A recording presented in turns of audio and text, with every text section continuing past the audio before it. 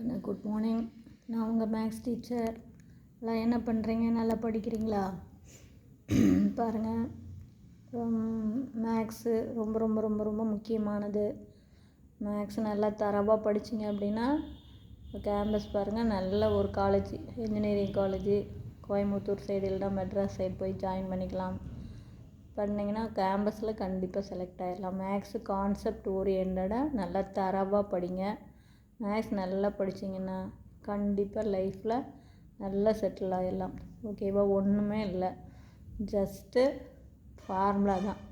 சரியா கண்ணு? இன்றைக்கி நம்ம பார்க்க போகிறது 12th complex number second chapter தான் பார்க்குறோம். இந்த செகண்ட் சாப்டரில் எக்ஸாம்பிள் 224 பாருங்கள். Example 224, find the principal argument of Z கொடுத்துட்டாங்க. ஆர்குமெண்ட் கண்டுபிடிக்க சொல்கிறாங்க, பிரின்சிபல் ஆர்குமெண்ட் கண்டுபிடிக்க சொல்கிறாங்க. இசட் என்ன கொடுத்துருக்காங்க? -2 டிவைடட் பை 1 + i√3. நம்ம ஆர்குமெண்ட் ஆஃப் இசட் கண்டுபிடிக்க சொல்கிறாங்க. அப்போ போத் சைடு ஆர்குமெண்ட் எடுக்கிறோம். ஆர்குமெண்ட் ஆஃப் இசட், அப்போ argument of -2 divided by 1 + i√3. நம்ம ஆல்ரெடி பார்த்துருக்கோம். ஆர்குமெண்ட் டிவைடில் இருந்ததுன்னா மைனஸில் பிரித்து எழுதலாம். மல்டிப்புளாக இருந்தால் ப்ளஸில் பிரித்து எழுதணும். டிவைடில் இருந்தால் மைனஸில் பிரித்து எழுதணுங்கன்னு. அப்போ ஆர்குமெண்ட் ஆஃப் -2 அப்புறம் மைனஸ் ஆர்குமெண்ட் ஆஃப் 1 + i√3. பாருங்கள், இது ரெண்டும் டிவைடில் இருக்குது. அப்போ இதுக்கு ஒரு ஆர்குமெண்ட், இதுக்கு ஒரு ஆர்குமெண்ட், நடுவாண்ட மைனஸ். ஓகேவா? ஆர்குமெண்ட்டை பிரித்து எழுதும்போது டிவைடில் இருக்கிறத பிரித்து எழுதும்போது ஆர்குமெண்ட்டு தனித்தனியாக மைனஸில் பிரித்து எழுதணும். சரி, இதை பார்க்கலாம். இப்போ -2, அப்போ -2, 0ன்னு எழுதலாம். ஏன்னா இதில் ரியல் பார்ட் மட்டும்தான் இருக்குது, இமேஜினரி பார்ட் இல்லை. அப்போ நமக்கு தெரியும் ஆர்குமெண்ட் அப்படின்னா alpha = tan inverse of y/x. ஒய்ங்கிறது இமேஜினரி பார்ட்டு, எக்ஸுங்கிறது ரியல் பார்ட். அதாவது இமேஜினரி பார்ட் ஐ இல்லை, இங்கே ரியல் பார்ட் மட்டும்தான் இருக்குது. அப்போ நமக்கு என்ன? ஒய் நமக்கு 0 ஆயிடுது. அப்போ டிவைடட் பை எக்ஸ் -2. 0வை எனிதிங்கால், எந்த நம்பரால் டிவைட் பண்ணாலும் 0 தான். அப்போ tan inverse of 0, அப்போ tan 0 0 தான். அப்போ tan inverse of 0வும் 0. அப்போ ஆல்ஃபா = 0. இப்போ நல்லா கவனமாக பாருங்கள். -2, 0 அப்படிங்கிறது நம்ம லெஃப்ட் சைடு இருக்கும். இது பாருங்கள், ஒன்று செகண்ட் குவாட்ரண்ட் அல்லது தேர்டு குவாட்ரண்ட், எங்கே வேணாலும் வச்சுக்கலாம். ஃபஸ்ட்டு நமக்கு செகண்ட் குவாட்ரண்ட் வரதுனால செகண்ட் குவாட்ரண்ட்டே எடுத்துக்கிறோம். அப்போ இந்த பாயிண்ட் -2, 0 லைஸ் அந்த லைன். நீங்கள் second quadrant lies in second quadrant எடுத்துக்கோங்க. அப்போ செகண்ட் குவாட்ரண்ட்டுடைய ஃபார்முலா θ = π - ஆல்ஃபா. அப்போ இங்கே ஆல்ஃபா 0 ஆயிடுது, இங்கே 0 போட்டாலும் ஒன்று தான். அப்போ θ = πன்னு கண்டுபிடிச்சிட்டோம். அப்போ அதாவது ஆர்குமெண்ட் ஆஃப் -2க்கு எதை கண்டுபிடிச்சிருக்கோம்? பையன்னு கண்டுபிடிச்சிருக்கோம். அதே மாதிரி அடுத்தது 1 + i√3 தான். இந்த 1 + i√3 எடுத்துக்கோங்க. இதை பாயிண்டில் 1, √3ன்னு எழுதலாங்கன்னு. இப்போ argument alpha = tan inverse of y/x. அப்போ tan inverse of y √3, x 1. அப்போ √3 அப்படின்னாவே நமக்கு தெரியும் tan inverse of √3. tan inverse of √3 அப்படின்னா நமக்கு இப்போ 60 டிகிரி இல்லையா? அப்போ ஆல்ஃபா = 60 டிகிரி. 60 டிகிரி என்னென்னு எழுதலாம்? π/3ன்னு எழுதலாம். இப்போ நான் சொல்கிறது புரிஞ்சுதா? tan inverse of √3க்கு என்ன?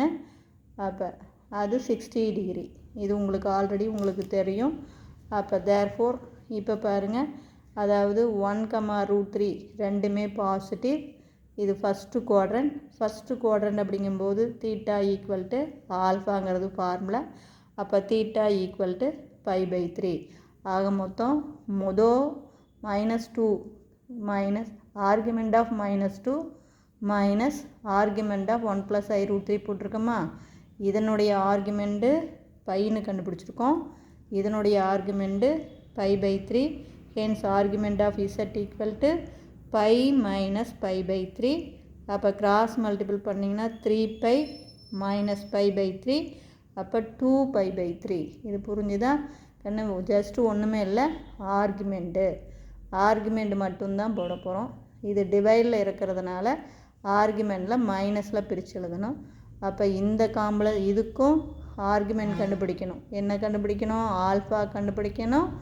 அப்புறம் என்ன குவாட்ரண்ட் பார்த்து தீட்டா கண்டுபிடிக்கணும். இவ்வளவு தான். அதே மாதிரி ரெண்டாவது காம்ப்ளெக்ஸ் நம்பருக்கும் ஆர்குமெண்ட்டு தான். அதில் எக்ஸ் என்ன, ஒய் என்ன, ஆர்குமெண்ட் ஆல்ஃபா என்ன, பிரின்சிபல் ஆர்குமெண்ட்டு தீட்டா என்ன, என்ன குவாட்ரண்ட்டு தீட்டா என்ன, ரெண்டையும் கழித்து போடணும். இது ஒரு மெத்தடு. அனதர் மெத்தடும் இருக்குது. அனதர் மெத்தடு பாருங்கள். நீ என்ன மெத்தடில் வேணாலும் போடலாம். இது பூந்து விளையாடலாம். மெத்தடு தெரிஞ்சு கான்செப்ட் ஓரியண்டடாக போனீங்கன்னா நீ எப்படி வேணாலும் கணக்கில் போடலாம். ஏகப்பட்ட மெத்தட் இருக்குது. இப்போ அனதர் மெத்தடு பாருங்கள்.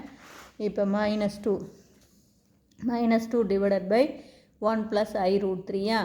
இப்போ நமக்கு கீழே காம்ப்ளெக்ஸ் நம்பர் வந்தால் என்ன பண்ணுவோம்? மேலேங்கிலையும் காஞ்சிகேட்டால் மல்டிபிள் பண்ணுவோம். அப்போ இதனுடைய காஞ்சிகேட் என்ன? 1 - i√3. கீழையும் 1 - i√3. அப்போ -2 × 1 - i√3. கீழே பாருங்கள், இது காம்ப்ளெக்ஸ் நம்பர், இது காஞ்சிகேட். ஒரு காம்ப்ளெக்ஸ் நம்பரையும் ஒரு காஞ்சிகேட்டையும் பெருக்குனா ஃபுல்லாக பெருக்கணும்னு அவசியம் இல்லை. ரியல் பார்ட்டு இமேஜினரி பார்ட் பெருக்கினா போதும். ஏன்னா ஒன்று a + ib ஃபார்மில் இருக்கும், இன்னொன்று a - ib ஃபார்மில் இருக்கும். அப்போ நம்ம ஃபார்முலா என்ன வரும்? a² - b². அப்போ தேர்ஃபோர் ரியல் பார்ட் பெருக்கினீங்கன்னா 1 plus into minus minus i × i² √3 பெருக்கினா 3. நீ ஃபுல்லாக பெருக்கினாலும் தப்பு கிடையாது. பெருக்கினீங்கன்னா i√3 ப்ளஸ் i√3 ஒன்று வரும், மைனஸ் i√3 ஒன்று வரும், அது கேன்சல் ஆயிரும். அப்போ எப்படி வேணாலும் போடலாம். இது ஷார்ட்டாக டக்குன்னு போட்டுக்கலாம். இப்போ எகைன் i² வேல்யூ -1. அப்போ மைனஸ் மைனஸ் ப்ளஸ் 3ன்னு ஆயிரும். அப்போ 1 + 3 டினாமினேட்டரில், நியூமரேட்டர் அப்படியே தான் இருக்கும். அப்போ இதை ஆட் பண்ணிக்கிட்டிங்கன்னா 4. அப்போ மேலே -2 1 - i√3 டிவைடட் பை 4. இந்த 2க்கும் 4க்கும் ஸ்ட்ரைக் அவுட் பண்ணிட்டீங்கன்னா 2. அப்போ தேர்ஃபோர் இதை எடுத்து உள்ளே பெருக்கினீங்கன்னா மைனஸால் மைனஸ், இந்த 2 2க்கும் காமன், இதுக்கும் காமன், இதுக்கும் காமன். அப்போ -1/2 மைனஸ் இன்ட்டு மைனஸ் i√3/2. அப்போ இதை பாயிண்டில் எப்படி எழுதலாம்? -1/2 இன்னொன்று √3/2.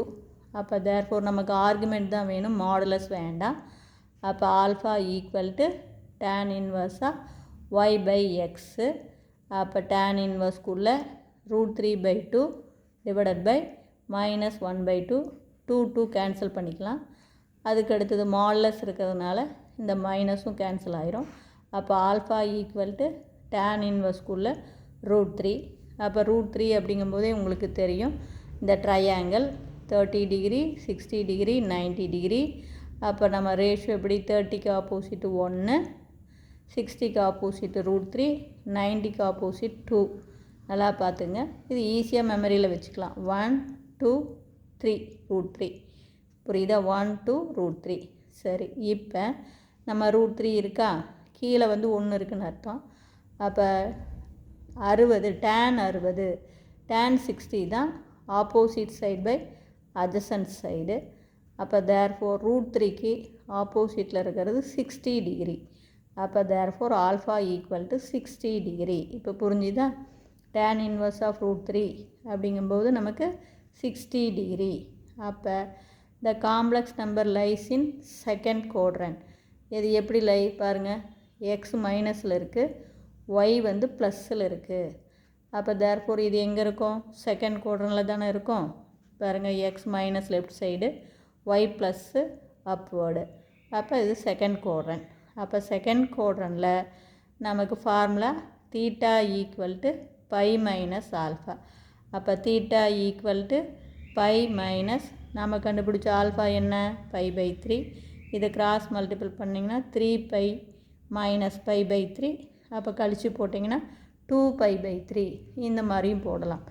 ஒன்று ஆர்குமெண்ட்டை ஃபஸ்ட்டு மெத்தடில் ஆர்குமெண்ட்டாக டிவைடில் இருந்துச்சுன்னா மைனஸில் பிரித்து எழுதி தனித்தனியாக ஆர்குமெண்ட் கண்டுபிடிச்சி கழித்து போடலாம்.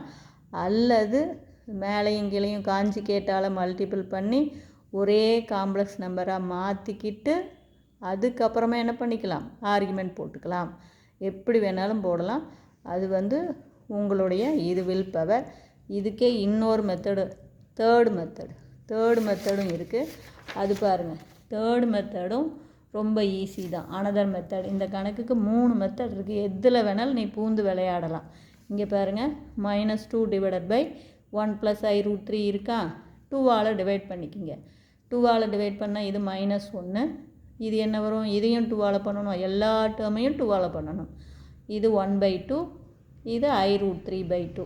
நான் ஏன் 2ஆல் டிவைட் பண்ணோன்னா, நமக்கு 1/2 √3/2க்கு தான் நம்ம ட்ரையாங்கிளில் வேல்யூ இருக்கும், அதனால். அப்போ இது -1.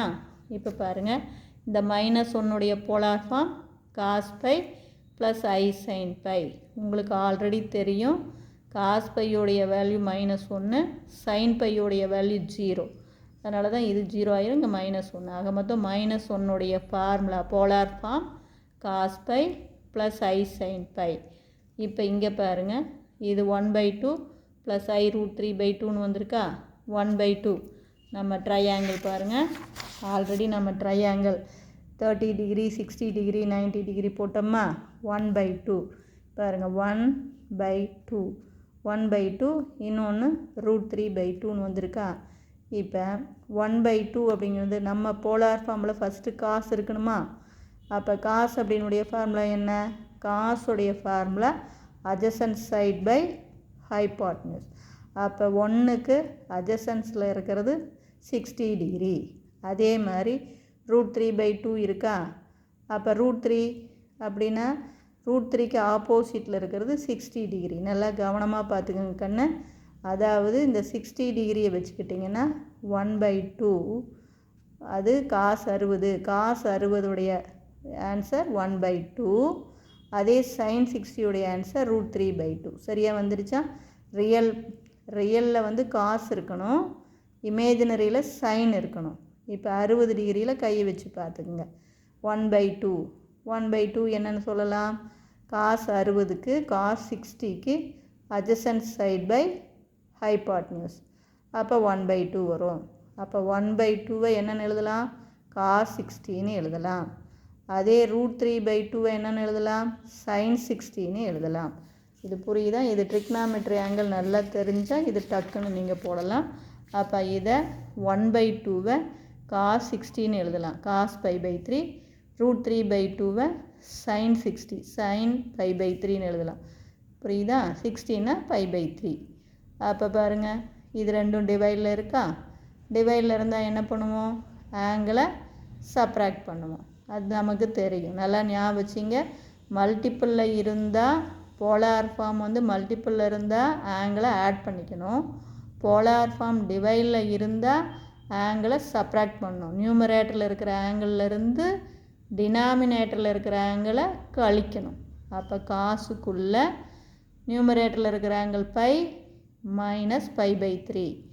அதே மாதிரி i சைனுக்குள்ளேயும் நியூமரேட்டர் ஆங்கிள் πயிலிருந்து டினாமினேட்டர் ஆங்கிள் π/3 கழிக்கிறோம். பாருங்கள், காசுக்குள்ளேயும் π -π/3, i சைனுக்குள்ளேயும் π -π/3. அப்போ காசுக்குள்ளே கிராஸ் மல்டிபிள் பண்ணால் 3 பையில் ஒரு பை போச்சுன்னா 2π/3. அதே மாதிரி i சைனுக்குள்ளேயும் 2π/3. ஸோ இது 2π/3 தான் ஆர்குமெண்ட். அப்போ ஆர்குமெண்ட் ஆஃப் இசட்டு 2π/3 எப்படி போடலாம். இது ரொம்ப ரொம்ப ஈஸியான மெத்தடு. ஒன்றுமே இல்லை, 3 மெத்தட் நான் உங்களுக்கு சொல்லியிருந்திருக்கேன். இதில் எந்த மெத்தடில் வேணாலும் நீ பூந்து விளையாடலாம். புரிஞ்சுதா. தேங்க்யூ.